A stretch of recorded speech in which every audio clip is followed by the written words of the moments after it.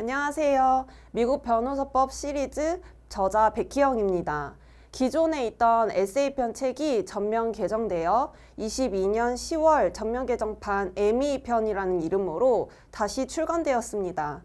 물론 저의 강의를 들으시면서 책과 함께 공부하시면 좋겠지만 그렇지 못하신 분들을 위해서 제 책을 어떻게 활용하면 좋을지 그것을 설명드리고자 합니다.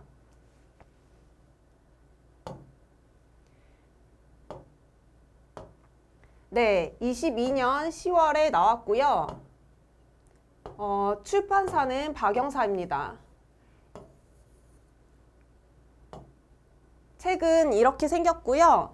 앞에 에미편이라는 이름이 새겨져 있고 1권 그리고 전면 개정판 표시가 되어 있으니까 이 표지를 주의 깊게 살펴보시고요. 이 지금 표지 색깔도 다 바뀌었어요. 그래서 기존의 책으로 구입하시지 않도록 주의해 주시기 바랍니다.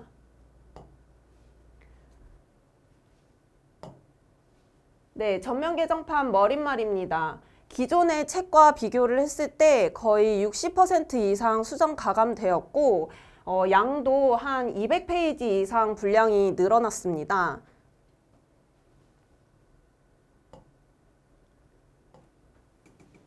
본서의 특징과 구성에 대해서 설명을 드릴 건데요. 이 부분에 대해서 제가 안에서 내용들을 살펴보면서 제가 좀 더 자세히 설명을 드리고자 합니다. 대략 그냥 간단히 지금 설명을 드리면 답안 요령, 모범 답안, 그리고 팁, 별표 표시되어 있고 네모 박스 등으로 암기 노하우 전부 다 적혀 있고요. 케이스 같은 것 케이스라는 네모 박스로 출제 빈도수가 높은 케이스들을 요약 정리해서 한눈에 이 이론들을 어떻게 적용하면 되는지를 잘 설명을 해 두었습니다. 네, 컨텐츠입니다. 목차인데요.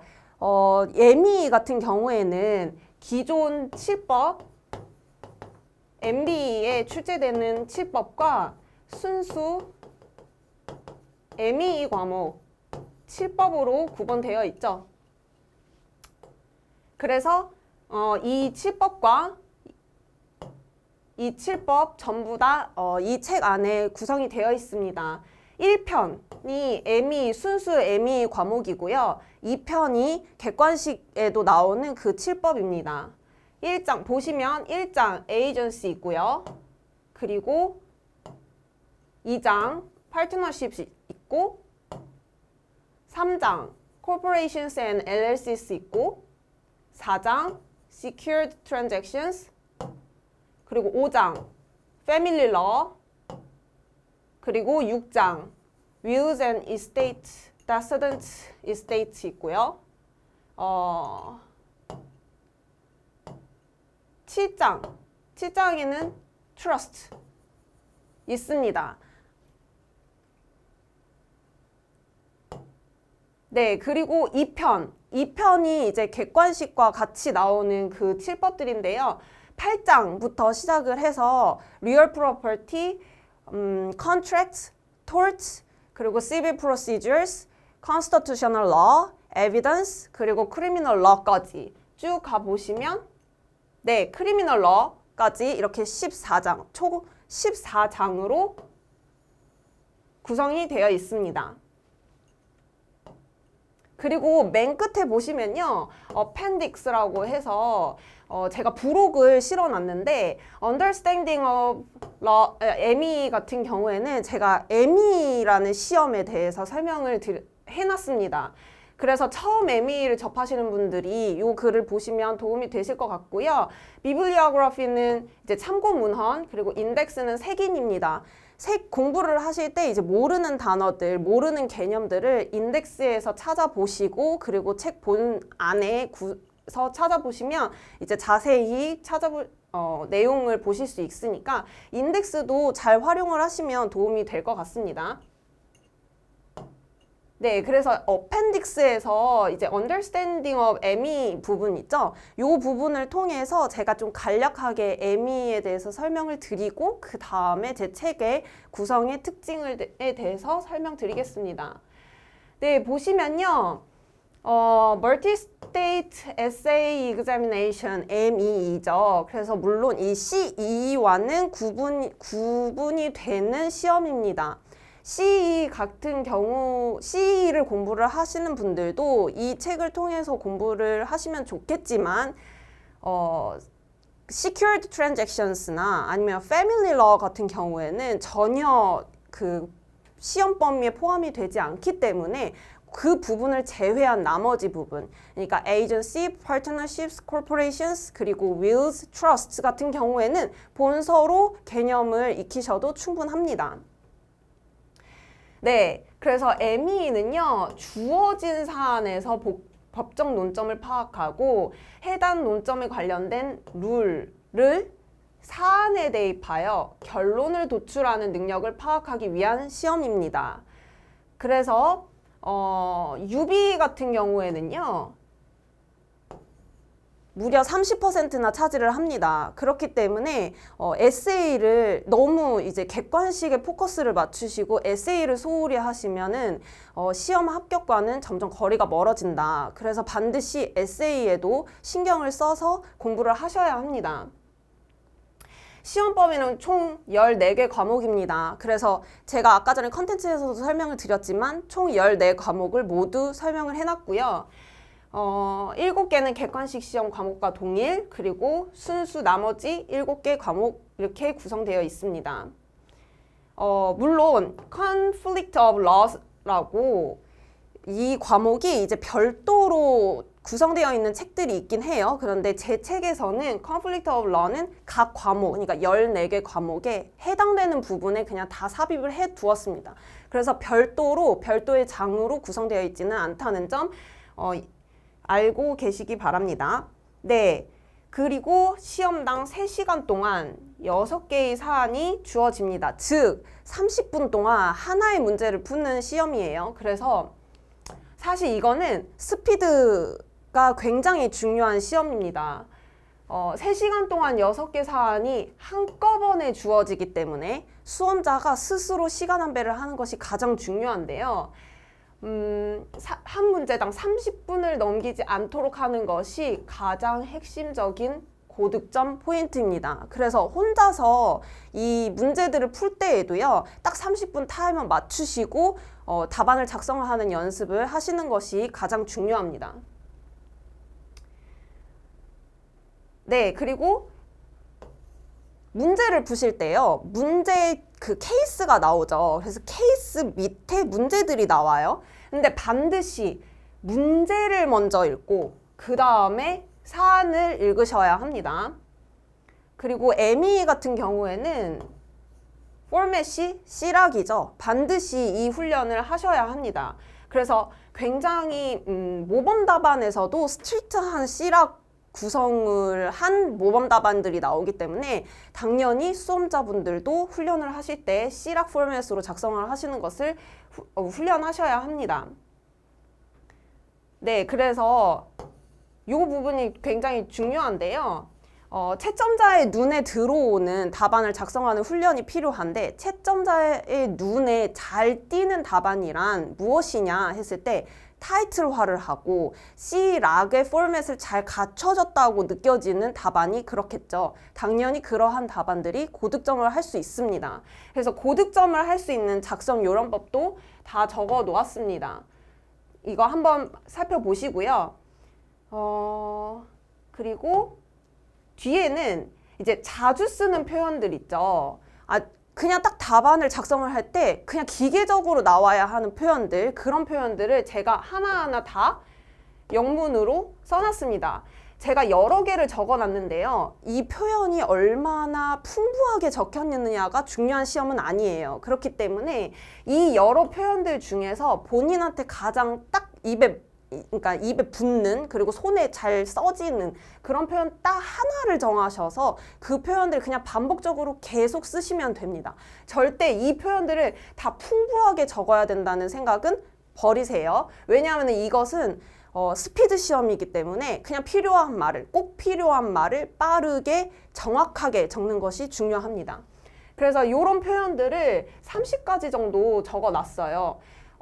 이 표현들은 하나도 빼놓을 표현들이 없습니다. 그래서 반드시 그냥 자다가도 일어나서 외울 수 있을 정도로 입에 붙여두시길 바랍니다. 네, 그리고 맨 끝에는요, 14년간, 2008년부터 21년 동안의 시험 출제 경향을 해놨고요. 여기는 이제 자리가 적어가지고 제가 그냥 장의 숫자로 표현을 해놨어요. 그래서 1장, 2장, 3장, 4장, 그리고 거기에 각 연도 어떻게 출제가 되었는지 제가 표시를 해두었으니까요. 요것도 공부를 하실 때 도움이 되실 것 같습니다. 네, 그러면 이제 책 본문으로 들어와서요. 책 본문에서 어떤 식으로 표현이 되어 있고 그것들을 어떻게 활용을 하시면 좋을지 그거에 대해서 설명을 드릴게요. 그런데 제가 일부러 6장을 가져왔어요.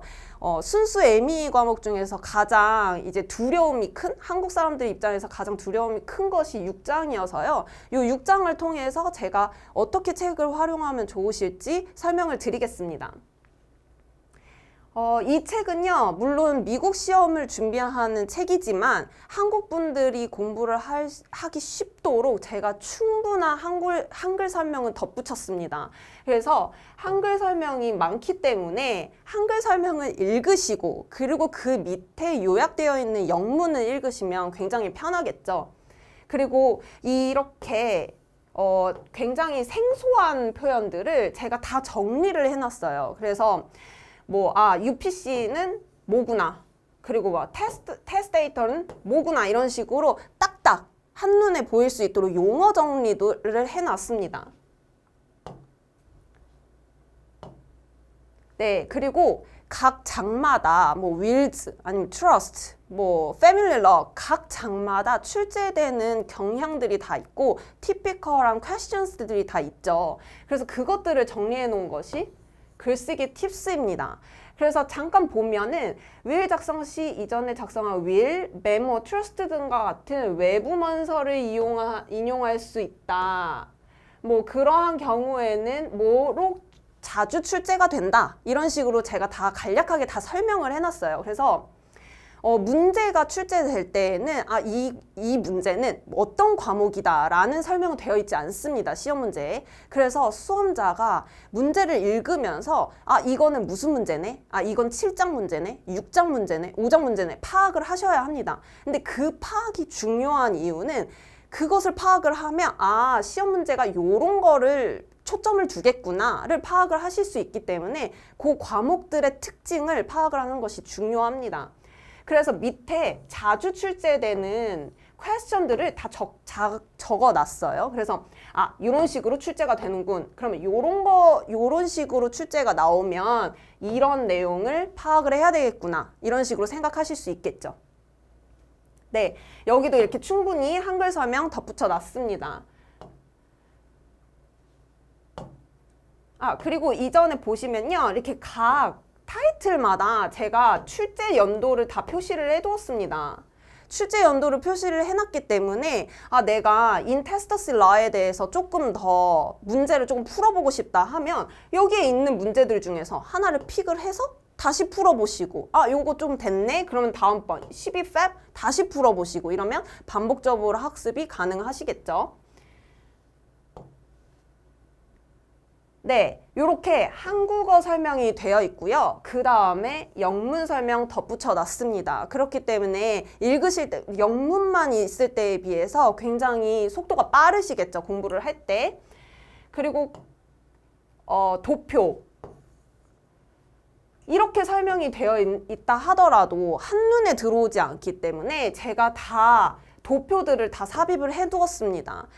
예를 들어서 이거 같은 경우에도 지금 피상속자보다 상속인이 먼저 사망을 하였을 때 어떻게 상속을 해야 하느냐에 대한 설명이에요. 그래서 딱 한눈에 보시면 피상속자가 있고 점선은 먼저 사망한 자네?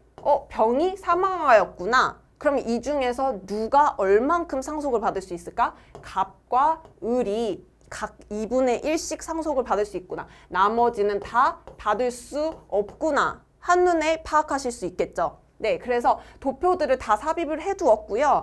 이게 지금 이러한 방법을 취했을 때도 도표 삽입해 두었고요. 이러한 방법을 취했을 때에도 이렇게 되는구나 해서 충분한 도표를 삽입을 해두었기 때문에 공부를 하실 때에도 굉장히 효율적일 거라고 생각이 됩니다. 네, 그리고 제 책의 가장 큰 특징 답안 요령입니다. 보시면요, 답안 요령에 지금 이 부분은 defenses against validity예요. 그러니까 will이 성립이 되었다고 했을 때 그것에 대한 반박을 작성을 할 때는 무엇에 대해서 작성을 해야 하냐? 그거에 대해서 작성을 해둔 것입니다. 제가 아까 전에도 말씀을 드렸지만 이거는 굉장히 스피드가 중요한 시험입니다. 그래서 디펜시스 누구나 알죠. 디펜시스 어게인스트 밸리디티는 누구나 뭐를 작성해야 될지는 압니다. 그렇지만 그 무엇을 어떻게 얼만큼 자세히 작성을 해야 하냐를 누가 빠르게 생각을 해내냐가 중요한 거겠죠. 그래서 Defenses against validity 하면 이 답변 1, 2, 3, 4, 5, 6 이것을 전부 다 머릿속에 가지고 계시고 시험장에서도 이거 다 적겠다. 이거 다 적으시면 풀 스코어 받으실 수 있습니다. 고득점 포인트 받으실 수 있고요. 이렇게 적어놓고 제가 밑에 다 팁들 붙여놨어요. 그러니까 이 답안도 물론 뭐를 적는지는 알지만 뭐 어디에 어디에 약 이게 중요하죠. 강약이 중요한데 어디에 포커스를 두셔라 라는 설명들이 다 팁에 적어놨습니다. 이 경우에도요. 지금 5번에 별표 표시되어 있죠. 요 부분이 제일 중요하다는 뜻인데 그럼 요거 할 때 그럼 뭐 어떻게 작성을 해야 되냐 영문으로 다 적어 두었습니다. 어떤 것이 고득점 포인트인지도 설명해 두었습니다. 네, 그리고 답안 요령을 안다고 해서 그러니까 문제를 봤을 때 그것을 룰을 적용을 하는 건 또 다른 문제죠. 그래서 제가 케이스, 사안들 다 정리해서 다 삽입해 두었습니다. 케이스 내용은 한국어로 작성을 해 두었고요. 딱 답만 적어 놓은 것이 아니고 로직을 전부 다 적어 놨고 그리고 그 끝에 영문도 작성을 해 두었기 때문에 충분히 공부가 되실 겁니다. 볼게요. Is the will invalid? 그러니까 will이 유효하니? 이렇게 물어봤어요. 그러면은 partially invalid 라고 답이 나왔고요. 그리고 뒤에 전부 다 로직 그러니까 뒤에 설명 이렇게까지만 답 작성하시면 점수 안 나오죠. 그래서 뒤에 왜 그러한 답이 도출이 되어 있는지 로직을 제가 다 적어놨고 그리고 그게 끝이 아니고 요 밑에부터 영문 표시해 두었습니다. 이래서 partially invalid 하다. 그 한국어로는 다 말씀하실 수 있죠. 그렇지만 그것을 어떻게 영문으로 작성을 하냐 하는 그 부분도 제가 다 영문으로 적어 두었기 때문에 부담이 없으실 겁니다. 네, 케이스 여기도 마찬가지로 문제 그리고 답, 로직, 영문입니다.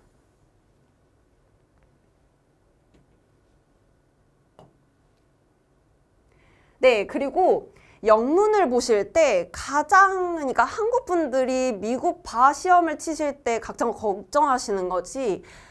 내가 어떻게 그거를 영문으로 적지? 아니면은 꼭 필요한 거는 좀 외우고 싶다 이런 생각을 많이 하시죠. 왜냐면 이건 스피드 시험이니까. 그래서 반드시 꼭 필요한 룰은 외워가셔야 되고요. 한국 시험과 다르게 미국 바 시험에서는 조문을 따로 주지 않습니다. 그래서 모든 룰을 암기해서 가셔야 하는데 자, 이제 암기라는 것이 이렇게 방대한 양을 다 그냥 뭐든지 토시 하나 틀리지 않고 외운다는 것은 사실상 불가능한 일이죠. 그래서 제가 꼭 외우셔야 하는 부분, 별표 표시해 두었습니다. 그런데 사람이 말이라는 게 A가 입장을 하고 그 다음에 B가 들어갔다. 이렇게 표현을 할 수도 있고 B가 A 들어간 후에 들어갔다. 이렇게 표현을 할 수도 있는 거죠. 그러니까 사람들이 표현할 수 있는 방법은 많기 때문에 제가 꼭 들어가야 하는 용어들에 볼드를 쳐놨습니다. 여기도 보시면요. Character of contents of the instrument 볼드 쳐놨죠. 요 단어는 꼭 문장에 들어가야 된다는 의미입니다. 여기 같은 경우에는 제가 전부 다 모든 문장에다가 지금 다 볼드를 쳐놨어요. 이것은 그냥 통째로 암기, 통암기, 하이라이트 빡빡 치셔서 그냥 무조건 통암기 하셔야 되는 부분에 그렇게 볼드 전체 다 쳐놨고요. 그렇지 않은 경우에는 꼭 들어가야 하는 그러니까 워딩 아니면 프레이즈에다가 볼드를 쳐놨습니다.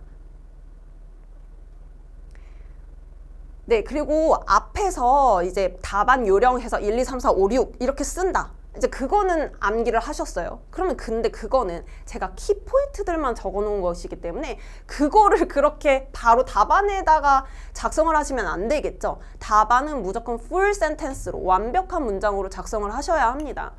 그런데 이게 아메리칸 바이다 보니 본인이 알고 있는 그 개념을 영문으로 풀 센텐스로 옮기는 데에도 좀 어려움이 있으실 거예요. 그래서 제가 적어 놓은 것이 모범 답안입니다. 모범 답안은요, 자, 요 전체 있죠? 딱 이거 전체를 그대로 본인이 시험장에 가서 쓰셔야 하는 부분입니다.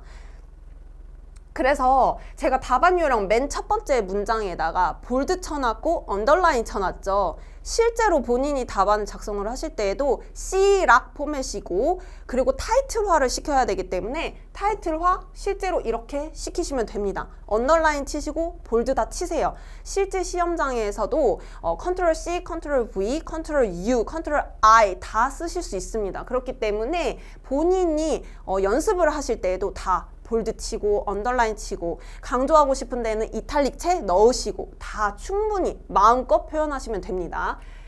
그리고 이렇게 보시면요, 룰이 쭉 적혀져 있고 어널리시스 부분들이 다 따로 있어요. 어널리시스 부분은 다 사안을 적용을 해서 본인이 작성하셔야 되는 부분들을 이렇게 자리를 비워두었습니다. 각 문제마다 다 사안을 적용하는 방법은 다르기 때문에 제가 어널리시스를 넣어야 되는 부분들은 이렇게 어널리시스라고 따로 적어두었고요. 나머지 부분들 있죠. 이것들은 룰입니다.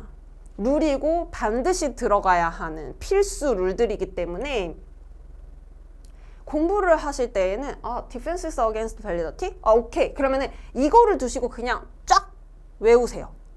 네, 이걸 쫙 외우시면은 시험장에 갔을 때 어널리시스 부분만 채우시면 되니까 시간적으로 쫓길 일은 덜하다. 네, 그래서 모범 답안과 답안 요령 요 두 개를 같이 연계하시면서 공부를 하시면 됩니다. 네, 복잡한 내용들 한눈에 보일 수 있도록 제가 앞에서는 도표를 보여드렸죠. 도표뿐만 아니고 표로도 정리를 해두었습니다. 제 책은 수험자분들이 시험 공부를 하실 때 어떻게 하면 가장 빠르고 효율적으로 공부를 하실 수 있을까 연구를 많이 하면서 적은 책이기 때문에 도표, 표 충분히 넣어두었습니다. 그래서 개념을 처음에 접하실 때에는 글을 다 읽고 그 다음에 표로서 정리를 다 하시고요. 그리고 나는 공부가 되었다. 그리고 시험이 한 이제 2달 남았다. 이러실 때에는 제목들만 보면서 그리고 표 딱 가리시고 이렇게 가리시고 여기 뭐 암기가 잘 되었는지 체크하시면 되겠죠. 네, 도표 충분히 넣어두었습니다. 네, 그리고 이렇게 보시면 체크 표시가 되어 있는 부분들이 있어요. 체크 표시는 예시입니다. 근데 예시라고 해서 제가 그냥 딱 OX 이렇게만 넣어둔 것은 아니고 충분히 이렇기 때문에 이렇게 결론이 난다 하는 로직까지도 다 적어 놓았어요. 그리고 어떤 경우에는 이제 요거는 요렇기 때문에 요렇게 본다. 콜치가 이렇게 보는 경향이 있다. 이런 식으로 영문으로도 써놨고요. 어쨌든 체크 표시는 예시라는 점. 그래서 위에서 개념을 익히시고 밑에 예시. 근데 이 예시도 아주 시험 문제에서 많이 나오고 자주 다뤄지는 예시들만 적어 두었습니다. 그래서 반드시 개념을 익히실 때 체크 표시도 함께 보셔야 된다는 점 꼭 가져가시고요. 보시면 요게 요건이었어요. 위에 요건인데 요건을 다 만족을 해야지만 어떻다 이런 결론이 나오겠죠. 그러면은 하나하나마다 자, 예를 들어서 여기서도 뭐뭐 하지 않은 경우는 자, 화살표로 표시해뒀어요. 뭐뭐 해서 뭐뭐로 인정됨. 오케이. 그래서 본사안에서는 시점이 입증되지 않았다. 그렇기 때문에 결론. 다 모든 로직 작성해 두었습니다. 자, 여기 두 번째 거 볼게요. 여기서도 요거는 어떻게 판단하게 이랬을 때 자, 들어가고요. 뭐뭐 함으로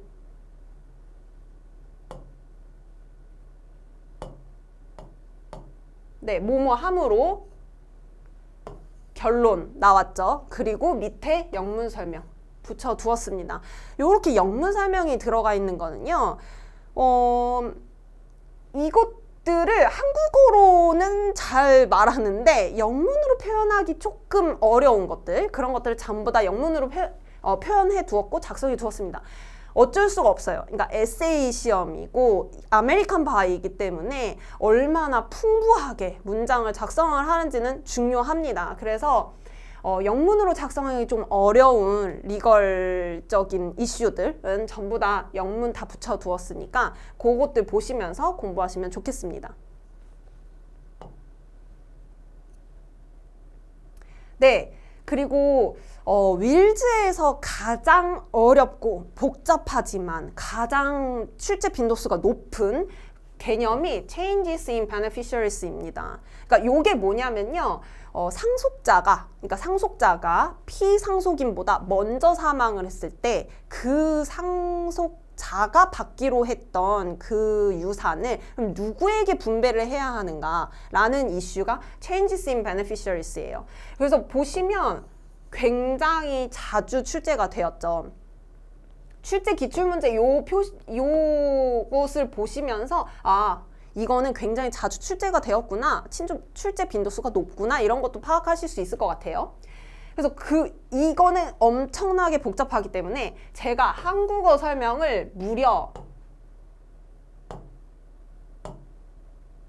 여기까지 3페이지 이상 충분하게 써두었습니다.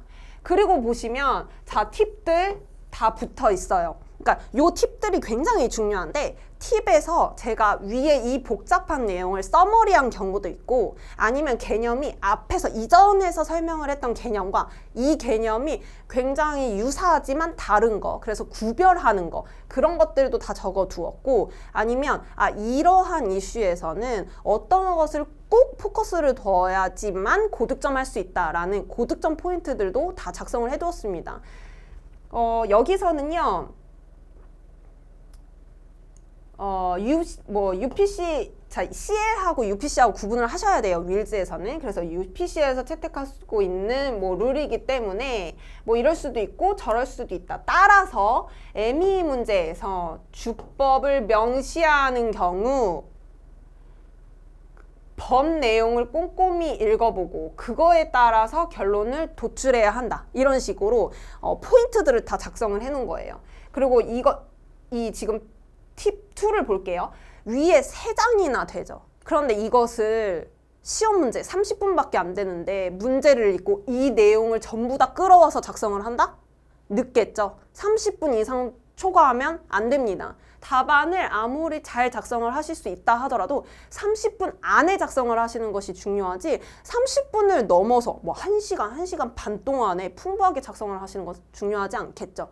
그래서 반드시 모든 개념은 다 서머리를 화하고 그리고 그것을 공식화를 해서 그 공식만 머릿속에 가져가서 딱딱딱딱 수학 문제 풀듯이 문제를 푸셔야 합니다. 그래서 저는 서머리에 굉장히 신경을 많이 썼어요. 팁 2 같은 경우에도 뭐뭐 하는 경우, 자, 이런 문제가 나왔어요. 그러면 생각하는 루트 딱딱 나오셔야죠. 1번 커먼로 먼저 생각을 하시고, 커먼로 같은 경우에는 자, 1번 같은 경우는 2번 같은 경우는 한다. 그런데 커먼로와 UPC 구분하셔야 된다고 했어요. 자, 두 번째 UPC 개념 가셔야죠.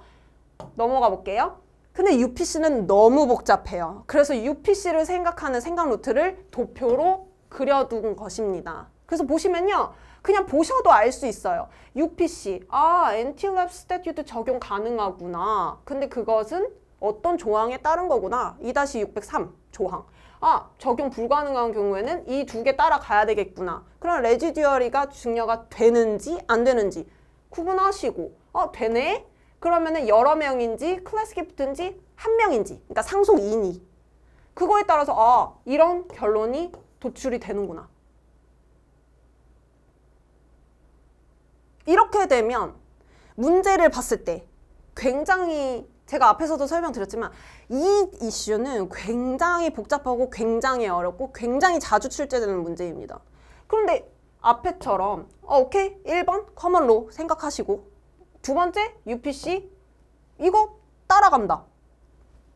완벽하게 암기만 하셨다면 틀릴 일이 없겠죠. 그리고 이 로직은, 지금 이 그림은 모든 로직을 다 담고 있는 그림입니다. 보시면요. UPC에서 엔티-랩스 스태튜트가 적용 가능한지 안 가능한지 첫 번째 이슈 판단하고, 그 다음 레지듀어리가 증여되는지 안 되는지 그 이슈 판단을 하고, 그 다음에 상속인이 몇 명인지, 여러 명인지, 클래스 기프트인지 한 명인지 그거 판단하시고, 세 가지의 이슈를 전부 다 담고 있는 도표입니다. 이 도표만 머릿속에 가지고 계시면요. 쓸 때에도 당연히 UPC가 적용이 돼. 근데 엔틸랩스 적용 불가능해.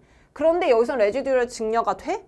그런데 사람이 여러 명이니까 2-604 B 조항을 적용을 해서 나머지 사람들이 상속을 받는다. 결론 도출되죠. 로직 충분하죠. 네. 그래서 책에 있는 모든 도표, 그리고 서머리가 되어 있는 모든 팁 다 통째로 통암기 하셔야 됩니다. 그래야 타임 세이빙도 되고 답도 맞추실 수 있고 답안도 풍부해집니다. 네, 이렇게 복잡한 것을 정리는 해놨어요. 근데 이것을 케이스에다가 적용도 하셔야 되겠죠.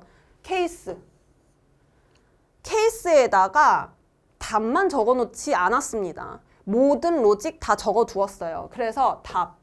자, UPC에 근거하여 답할 것. 정의 받는다. 그런데 왜? 왜가 중요하죠? 자, 왜? 다 적어두었습니다. 케이스 1, 2, 3, 4. 쭉 가서요. 10개나 넣어놨어요. 왜냐하면 너무 복잡하고 어렵고 자주 출제되는 문제이기 때문에 제가 충분히 훈련을 하실 수 있도록 10개를 넣어놨고, 모든 답안에 답, 그리고 로직 다 작성해 두었습니다. 그리고 여기까지가 한글 설명이었어요. 자, 한글 설명만 있으면 답안을 작성하실 수 없겠죠. 그래서 밑에 영문 작성해 두었습니다. 근데 영문을 보시면요. 지금 네모 박스들이 이렇게 있어요. 네모 박스들 같은 경우는 암기하기 쉽도록 제가 이렇게 짤막짤막하게 암기 요령을 작성을 해 둔 것입니다. 볼게요. 랩 스태튜트 같은 경우에는 베네피셔리가 테스테이터보다 먼저 사망을 했을 때, 그랬을 때 랩스가 돼요. 언제? 커먼 로에서는. 랩스가 돼서, 그렇기 때문에 레지듀어리에게 상속이 된다. 요렇게는 가져가셔야 되죠. 그래서 공부를 하실 때에도 이제 2달 남았다. 이제 리마인드만 해야 된다. 암기만 해야 된다 하실 때는 딱 가리시고 제목만 보시고는 이 네모 박스에 있는 내용을 암기하실 수 있는지 그것을 확인을 하시면 됩니다. 물론 이것을 풀어서 쓴 것이 요만큼 영문입니다. 여기도 네모 박스 되어 있죠. 여기도 네모 박스, 그리고 전체 영문입니다. 보시면 별표 표시되어 있죠. 볼드도 다 되어 있습니다. 볼드에 되어 있는 프레이즈는 반드시 작성을 하셔야 합니다.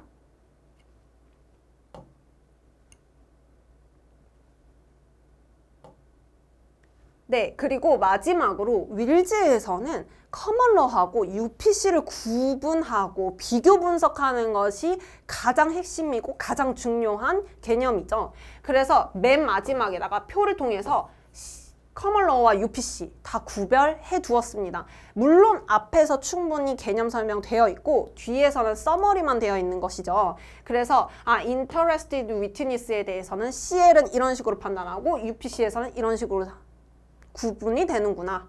자, incorporation by reference도 구분이 되죠. 그래서 이렇게 구분해뒀고, 이 내용들 다 마지막에 시험 보기 2달 전에 이 표들을 통해서 내가 암기를 잘 했는지 안 했는지를 확인을 하시고, 것들을 통해서 서머리를 하시면 시간도 절약이 되고 정확하게 효율적으로 공부하실 수 있을 거라 생각이 됩니다. 네, 여기 6과는 이렇게 되어 있고 제 책 구성 다 설명드렸어요. 오늘은 제가 첫 번째 책, 그러니까 원래 기존에는 에세이 편이라고 되어 있었지만 이번에 에미 편이라고 새로 전면 개정된 그렇게 출간이 된 책에 대해서 설명을 드린 거고요. 앞으로 이제 CE 편, 제 책 중에서 CE 편 2권 있죠. 그리고 3편 같은 경우에는 객관식입니다. 그래서 요것들에 대해서도 제가 또 어떻게 교재들을 활용하면 좋을지 또 다시 그 동영상으로 다시 찾아뵙도록 하겠습니다. 네, 감사합니다.